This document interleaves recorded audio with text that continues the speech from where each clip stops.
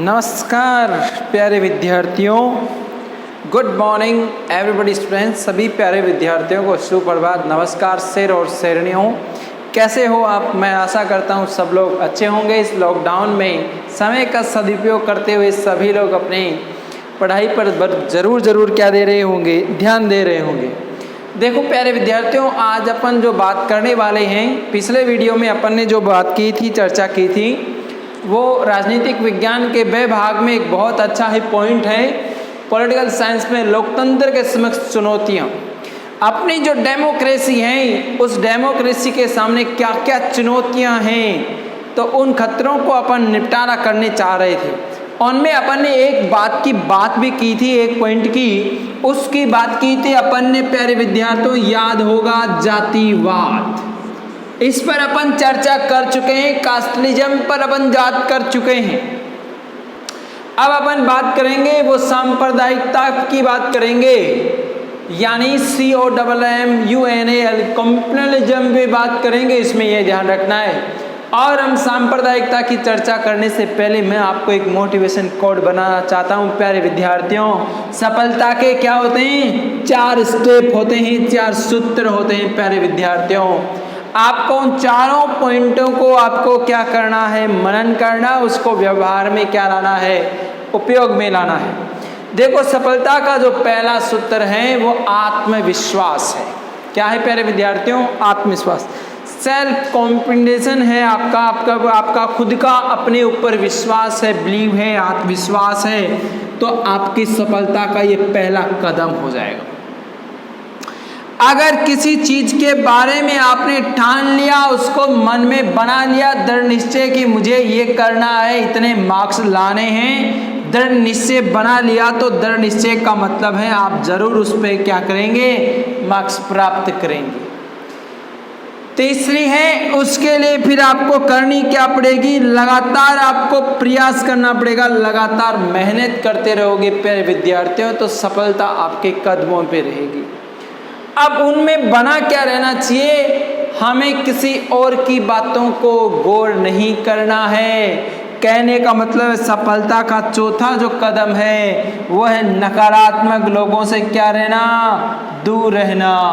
अगर इनसे दूर नहीं रहे तो ये आपके तीनों कदमों को क्या कर देंगे? मिट्टी में मिला देंगे, पानी पानी कर देंगे कि नहीं ऐसा कुछ नहीं होता, मैं तो इतना ही पढ़ता हूँ। ऐसे कहने का मतलब है नकारात्मक लोगों से दूर रहें, सकारात्मक लोगों से क्या रहें? संबंध रखें।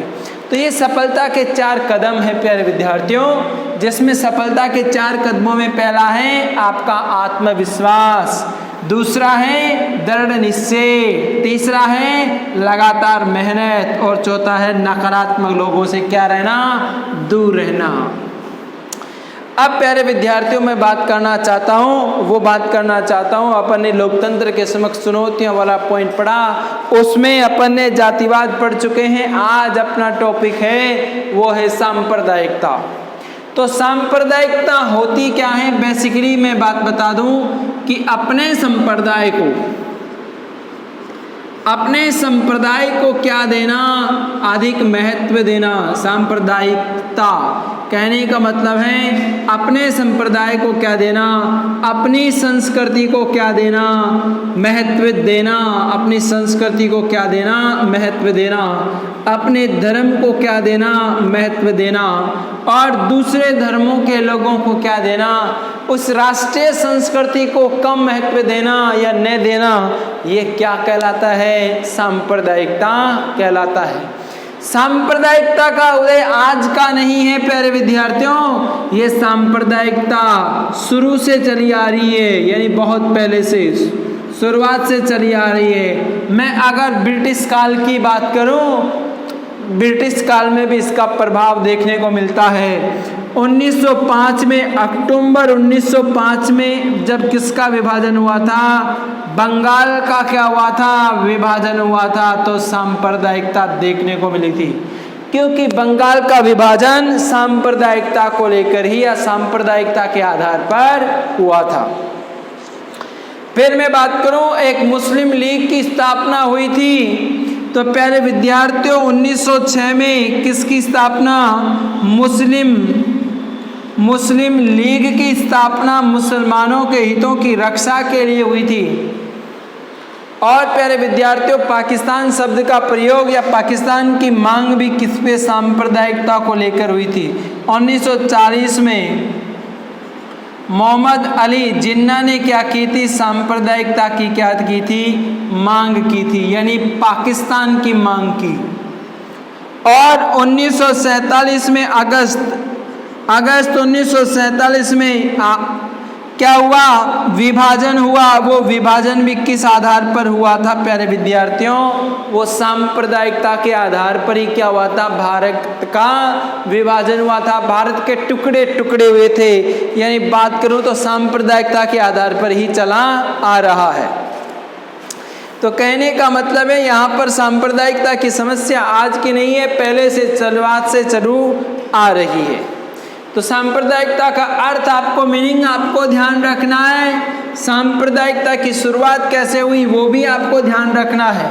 सांप्रदायिकता का उद्भव किस तरह से हुआ आ रहा है।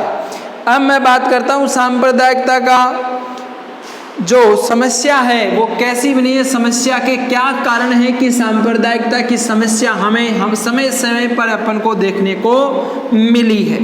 तो कब मिली है? सांप्रदायिकता के क्या कारण रहे हैं जिससे हमें इन चीज़ों का सामना करना पड़ रहा है। तो क्या रीजन्स हैं इस सांप्रदायिकता के, क्या रीजन है प्यारे विद्यार्थियों? उसको अपन को कारणों को एक एक कारणों को देखना होगा बड़े ही ध्यान से। पहली है विभाजन की कटु स्मृतियां। पहला सांप्रदायिकता का कारण है विभाजन। भारत और पाकिस्तान का विभाजन हुआ तो विभाजन की कटु स्मृतियां जब हमें याद आती है, जब हमें याद आती है कि किसका? भारत और पाकिस्तान का जो विभाजन हुआ, उस विभाजन की जब हमें याद आती है तो ये छोटी छोटी बातें क्या हैं, बड़ा ही मुद्दा ले लेती हैं। उस समय हमें पता है कि भारत के बहुत सारे हिंदू लोग बेघर हो गए थे, बच्चे और बूढ़ों के साथ अन्याय हुआ था हैं, और महिलाओं के साथ जो दुर्व्यवहार हुआ, ठीक है, तो इन दुर्व्यवहारों की हमें याद आ जाती है तो हमारे घर कर जाती है बातें, और वो बातें क्या हो जाती हैं? सांप्रदायिकता को क्या लेती हैं? जन्म ले लेती हैं प्यारे विद्यार्थियों, वो हमें याद आ जाती हैं। तो कहने का मतलब है कि जिस समय वो कत्लेआम हमने देखे, उन भयानक घटनाओं को भुला देना हमारे लिए एक छोटी सी बात नहीं है। इसलिए इन चीज़ों से सांप्रदायिकता का क्या होता है? उदय होता है। दूसरा है राजनीतिक दलों और निहित स्वार्थों के लिए पृथक्करण की भावना पनपाना। किसका?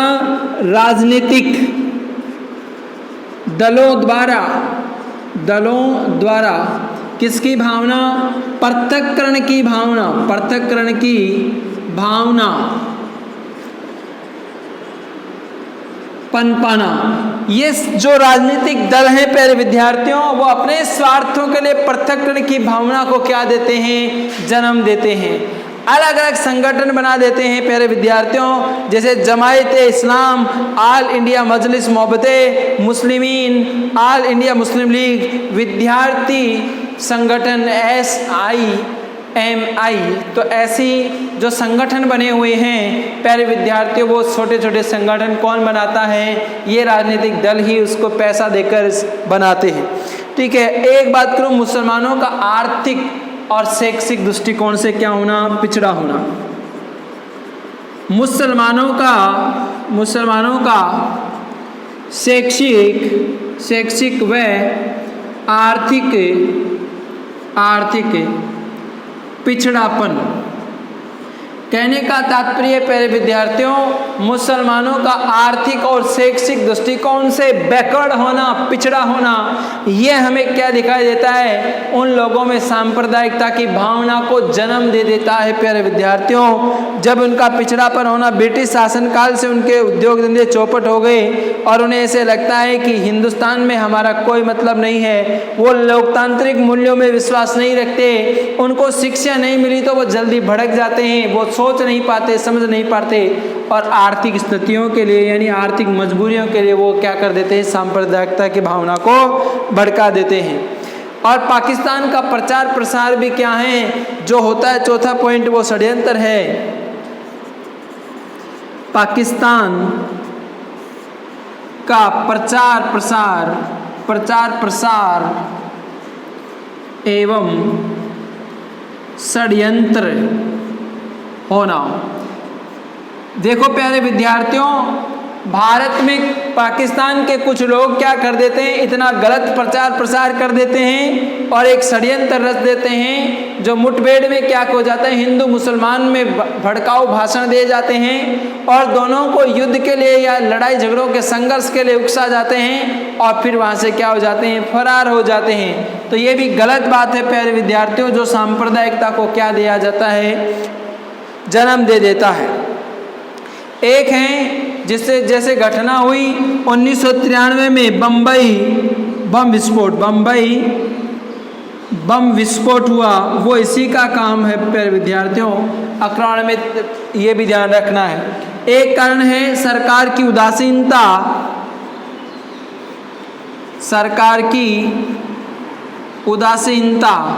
ये सरकार की उदासीनता, सरकार उसके लिए कोई एक्शन नहीं लेती।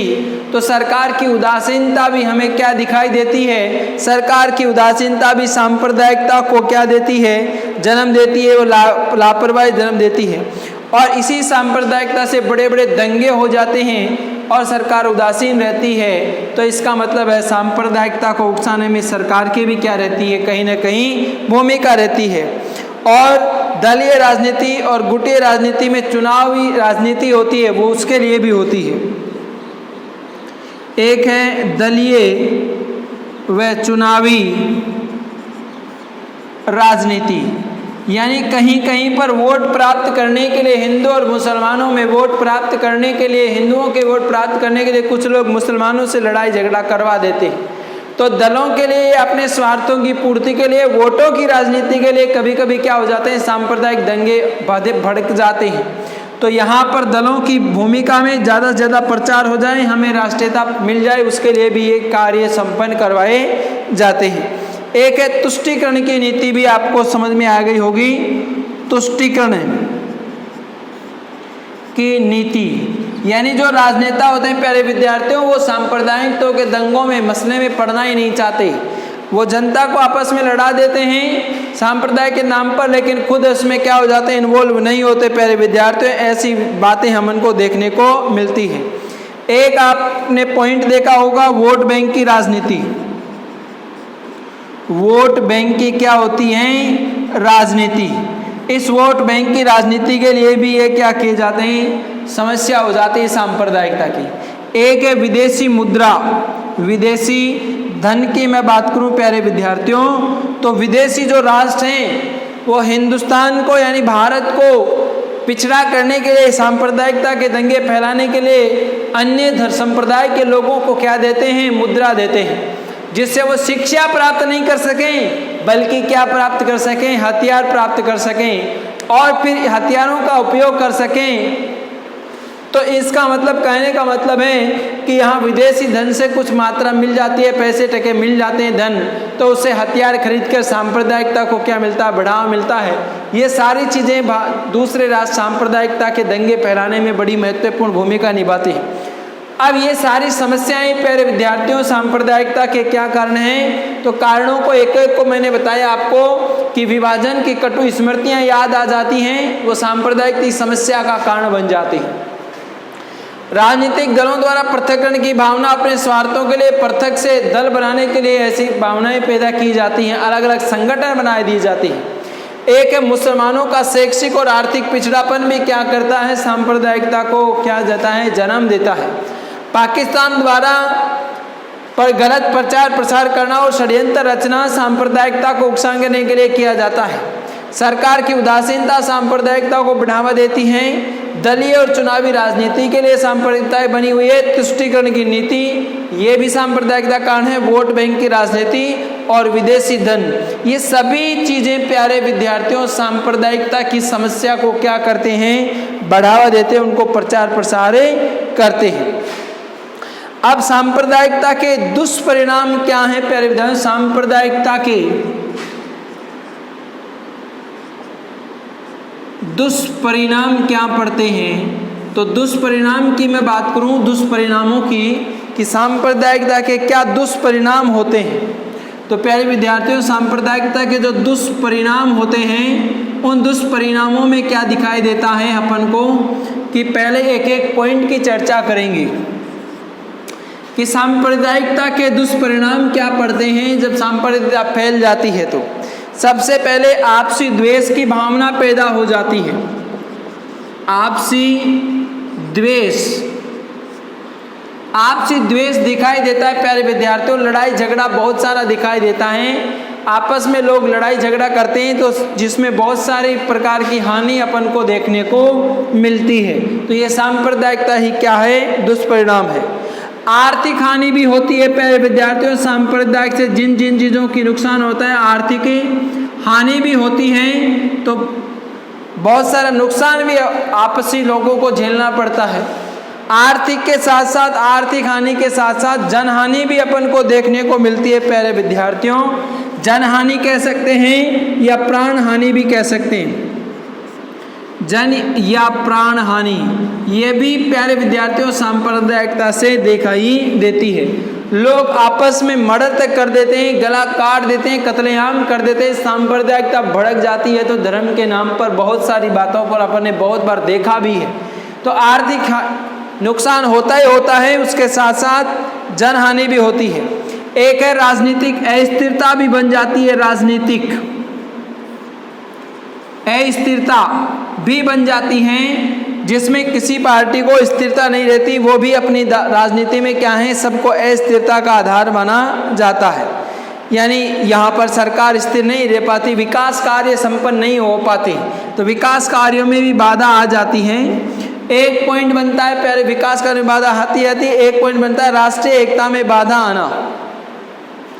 किसमें प्यारे विद्यार्थियों? राष्ट्रीय एकता में क्या आना? बाधा आना। ये भी कारण बनता है। एक कारण बनता है विकास कार्यों का रुकना। ये भी एक कारण बनता है कि कोई विकास का कार्य उस समय नहीं होता जब सांप्रदायिकता भड़की हुई है। कोई रोड का निर्माण कार्य नहीं होता, कोई डेवलपमेंट कार्य नहीं होता, राष्ट्रीय सुरक्षा को खतरा हो जाता है प्यारे विद्यार्थियों। राष्ट्रीय सुरक्षा को खतरा, उस समय ऐसी स्थिति में उसका फायदा कोई और व्यक्ति उठा लेता है। आपने देखा भी होगा, दो का फायदा तीसरा उठा लेता है, तो आतंकवाद यहाँ पर पनपने में ज़्यादा देर नहीं लगती है। औद्योगिक और व्यावसायिक कार्यों में बाधा आ जाती है प्यारे विद्यार्थियों। औद्योगिक व व्यावसायिक कार्यों में क्या आ जाती है प्यारे विद्यार्थियों? बाधा आ जाती है। तो कहने का मतलब है बहुत सारे दुष्परिणाम हमें सांप्रदायिकता के सामने क्या देखने पड़ते हैं, नजर आते हैं। और राष्ट्रीय एकता को भी क्या पहुंचती है? एकता की भावना का क्या होना? नष्ट होना। ये भी सांप्रदाय नष्ट हो जाती है, एकता नहीं रह पाती, राष्ट्रीय सुरक्षा नहीं रह पाती। ये सारे कारण क्या हैं? सांप्रदायिकता के दुष्परिणाम हैं। अपन ने देखा कि सांप्रदायिकता के होने के क्या कारण, उसके साथ क्या क्या दुष्परिणाम है प्यारे विद्यार्थियों। दुष्परिणामों में अपन ने पहला पॉइंट देखा कि आपसी द्वेष की भावना हो जाती है, आपसी द्वेष हो जाता है, पहला पॉइंट है। दूसरा है आर्थिक हानि भी हो जाती है। तीसरा पॉइंट है जन या प्राण हानि भी अपन को देखने को मिलती है। चौथा राजनीतिक अस्थिरता है। पांचवें राष्ट्रीय एकता में बाधा है। एक है विकास कार्य रुक जाते हैं, राष्ट्रीय सुरक्षा को खतरा हो जाता है, औद्योगिक और विकास के कार्य बाधित होते हैं, और एकता की भावना भी क्या हो जाती है? नष्ट हो जाती है। तो इन समस्याओं से समाधान के लिए, निपटने के लिए हमें क्या प्रयास करना चाहिए? सांप्रदायिक समस्या के उपायों की बात करूंगा। सांप्रदायिकता की समस्या के क्या उपाय हो सकते हैं, यानी उपाय क्या होने चाहिए जो समस्या के कारण हैं प्यारे विद्यार्थियों। उन कारणों को क्या किया जाए? पलट दिया जाए उन कारणों को पलट दिया जाए तो हमें उपाय अपने आप क्या आ जाते हैं, नजर आ जाते हैं। वो समस्या अपने आप क्या हो जाती है, दूर हो जाती है। ये भी अपन को क्या करना है, ध्यान रखना है। तो उपाय कौन कौन से करने हैं सांप्रदायिकता की समस्या से निपटने के लिए? तो प्यारे विद्यार्थियों, पूरे देश की एकता और अखंडता को बनाए रखने के लिए हमें ये प्रयास करना चाहिए जिससे सांप्रदायिकता नहीं फैले। तो सबसे पहले हैं, राष्ट्र की एकता और अखंडता को बनाए रखने के लिए क्या करना चाहिए? सरकार को इस बात पर ध्यान देना चाहिए कि सांप्रदायिकता उकसाने वाले तत्वों को नष्ट किया जाए। तो कहने का मतलब है राष्ट्रीय एकता को बढ़ावा दिया जाए। राष्ट्रीय एकता को क्या दिया जाना चाहिए? बढ़ावा। राष्ट्रीय एकता को बढ़ावा देना चाहिए। पहला पॉइंट है कि सरकार जब ऐसी राष्ट्रीय एकता की भावना पनपेगी तो जाति आधार पर, धर्म आधार पर ऐसा कोई कार्य नहीं होगा। और शिक्षा में शाश्वत और नैतिक मूल्य जोड़े जाने चाहिए। शिक्षा में शाश्वत व नैतिक मूल्यों का जुड़ना, यानी जब शिक्षा में ऐसे नैतिक मूल्य, आध्यात्मिक बातें जोड़ दी जाएंगी तो सांप्रदायिकता जैसी बातें आपको कहीं पर भी क्या नहीं आएंगी, नजर नहीं आएंगी। तो ये कहीं ना कहीं क्या करता है, सांप्रदायिकता को रोकने का एक उपाय नजर आता है। ये भी आपको ध्यान रखना है। और सभी धर्मों को क्या देना, महत्व देना। वैसे भारत धर्मनिरपेक्ष राष्ट्र है, सभी धर्मों को क्या देना, सभी धर्मों को क्या देना, महत्व देना। जब सभी धर्मों को महत्व देना तो आपस में किसी धर्म की कोई ईर्ष्या नहीं रहेगी, आपस में द्वेष की भावना नहीं पनपेगी, सभी धर्मों को आदर मानेंगे। तो ऐसी भावना जब होगी तो सांप्रदायिकता की नहीं फैलेगी, ये ध्यान रखना है। और एक है तुष्टीकरण की जो नीति थी, तुष्टीकरण की नीति का परित्याग करना। तो प्यारे विद्यार्थियों, जो तुष्टीकरण की जो नीति होती है उसका परित्याग कर देना चाहिए, उसे नहीं अपनाना चाहिए। तो कहने का मतलब है सरकार कहीं ना कहीं उदासीन नहीं रहे। सभी जहाँ पर भी दंगे होते हैं सरकार को तुरंत वहाँ पर हस्तक्षेप करके उन दंगों को क्या करना चाहिए, दबा देना चाहिए। ऐसी संख्या में पुलिस बल का जाब्ता होना चाहिए। एक है अल्पसंख्यकों के मन में सुरक्षा की भावना पहुंचाना। अल्पसंख्यक लोगों में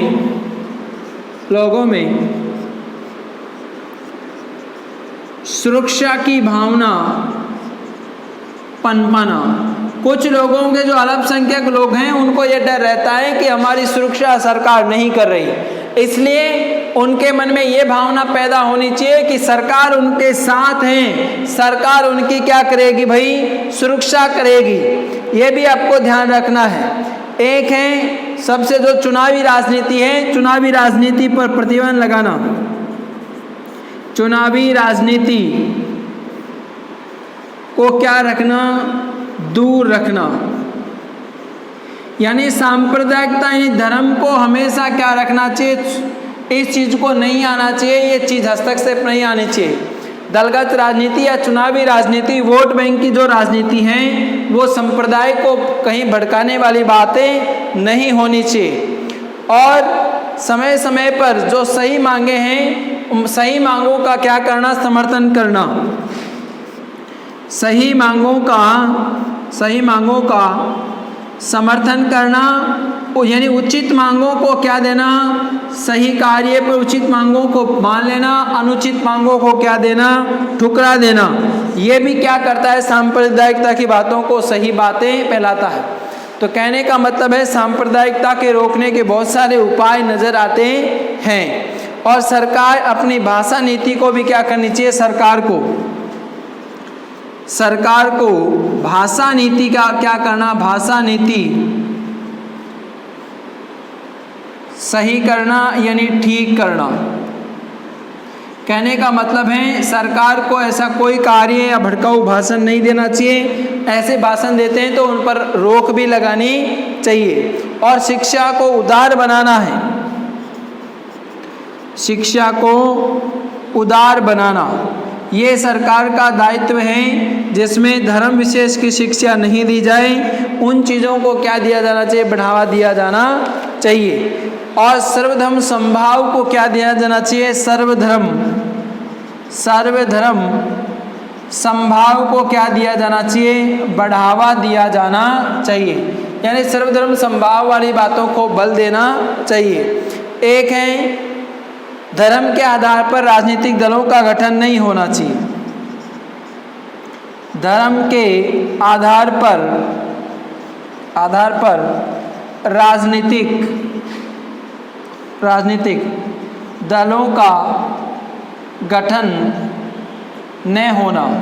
कहने का मतलब है कोई भी जो संगठन बनता है वो धर्म के आधार पर नहीं बनना चाहिए। ये सारी जो पॉइंट है प्यारे विद्यार्थियों, वो सांप्रदायिकता के क्या हैं, उपाय हैं, यानी समाधान के उपाय हैं। तो सांप्रदायिकता को कैसे रोका जा सकता है, कैसे समाधान रखा जा सकता है।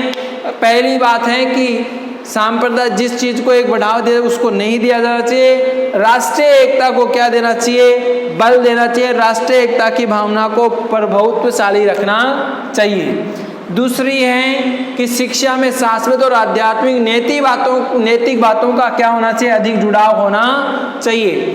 तीसरा पॉइंट है सभी धर्मों को क्या देना चाहिए, महत्व देना चाहिए। एक धर्म विशेष को महत्व नहीं देना चाहिए।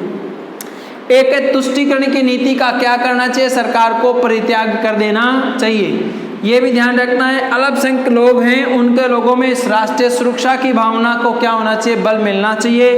एक है चुनावी राजनीति को क्या रहना चाहिए, दूर रहना चाहिए। सांप्रदायिक बातों में हस्तक्षेप नहीं करना चाहिए। सही बातों को, मांगों को, उचित मांगों को समर्थन देना चाहिए। गलत मांगों को तुरंत ठुकरा देना चाहिए। सरकार को भाषाई नीति क्या करनी है, खुद की भाषा है उसको सही करना चाहिए। शिक्षा को उदार बनाना चाहिए। एक है सर्वधर्म समभाव की भावना के सभी धर्मों को समान भाव का निहित होना चाहिए। और लास्ट में धर्म के आधार पर कहीं भी कोई राजनीतिक दल का क्या नहीं होना चाहिए, गठन नहीं होना चाहिए। ये सारी चीज़ें जब आप करोगे तो उसके लिए क्या किया जाएगा, सांप्रदायिकता की समस्याएं अपने आप हल हो जाएंगी। इन समस्याओं से, सांप्रदायिक समस्याओं के समाधान के लिए एक कमेटी बनी प्यारे विद्यार्थियों, आपने नाम सुना भी होगा, आप इसका स्क्रीनशॉट ले सकते हैं। इनमें समस्याओं के समाधान के लिए एक समिति बनी, उसका नाम आपने सुना होगा सच्चर कमेटी 2006। एक कमेटी बनी थी सच्चर कमेटी। ये सच्चर कमेटी कब की है प्यारे विद्यार्थियों, 2006 की है। 2006 में इस कमेटी का गठन हुआ जो मुसलमानों के लिए क्या करती है, मुसलमानों को शिक्षा व आर्थिक विकासों की क्या करती, मुसलमानों की शिक्षा व आर्थिक स्थिति में सुधार का प्रयास करती है। यानी ये कमेटी ऐसा सुझाव देती है प्यारे विद्यार्थियों, इसमें जो सदस्य संख्या है वो 7 सदस्य होते हैं। कितने सदस्य होते हैं, 7 सदस्य कमेटी हैं। ये कमेटी क्या सुझाव देती है कि शिक्षा को, मुसलमानों में शिक्षा को और आर्थिक विकास होना चाहिए, क्योंकि सरकार को पिछड़े कोटे में 4.5% आरक्षण अल्पसंख्यकों को है, क्योंकि उसने 15 सूची के कार्यक्रम तय किए हैं और उन पे विकास पर ये बल देती है ये कमेटी। ये भी ध्यान रखना है। तो इसने सांप्रदायिकता के कारण भी कुछ बताए, जिसमें आपसी अंग्रेजों की फूट डालने की नीति थी, मुसलमानों का शैक्षिक आर्थिक पिछड़ापन था, सरकार की तुष्टीकरण नीति थी, दलीय राजनीति, ये कारण बताए, और आर्थिक हानि, प्राण हानि, आपसी द्वेष, ये इसने इसके जो सांप्रदायिकता के दुष्परिणाम बताए। और उनको रोकने के लिए कहा कि सरकार को तुष्टीकरण नीति नहीं अपनानी चाहिए, परित्याग करना चाहिए। और नीति के पालन के जितने चुनाव में सांप्रदायिकता का सहारा नहीं लेना चाहिए, धर्म का प्रचार प्रसार नहीं करना चाहिए, किसी के साथ भेदभाव नहीं करना चाहिए। तो ऐसी बातें इस कमेटी ने बहुत सारी बातें बताई प्यारे विद्यार्थियों। उन बातों को अमल करने पर ऐसा लगता है इस कमेटी ने सही बातों की बात क्या की है, व्याख्या की है। और इन बातों का अपन को अवलोकन करने के बाद ऐसा लगा कि सांप्रदायिकता की जो समस्या बड़ी ही गंभीर है और पूरे समाज में इसका प्रभाव लगता है। तो सांप्रदायिकता की लोकतंत्र में सांप्रदायिकता से निपटने के लिए क्या करना पड़ेगा, अपन को बहुत अच्छा बल देना पड़ेगा। इसलिए इस कमेटी की सिफारिशों को माना गया और उनके विकास के बहुत सारे प्रयास भी सरकार कर रही है। तो ये सांप्रदायिकता जो टॉपिक था, मैंने आपको 6 पॉइंट एक व्याख्या बताई है प्यारे विद्यार्थियों। अब आपका दायित्व बनता है कि आप इसे अपनी कॉपी में नोट डाउन करके एक पॉइंटों को याद करें प्यारे विद्यार्थियों। ठीक है, आज की क्लास अपन यहीं समाप्त करते हैं। फिर से एक नया वीडियो लेके आएंगे जो लोकतंत्र के समक्ष चुनौतियाँ होंगी। ठीक है, आज की क्लास आप यहीं तक समय समाप्त करेंगे, समय का ध्यान रखते हुए। थैंक यू, धन्यवाद प्यारे विद्यार्थियों।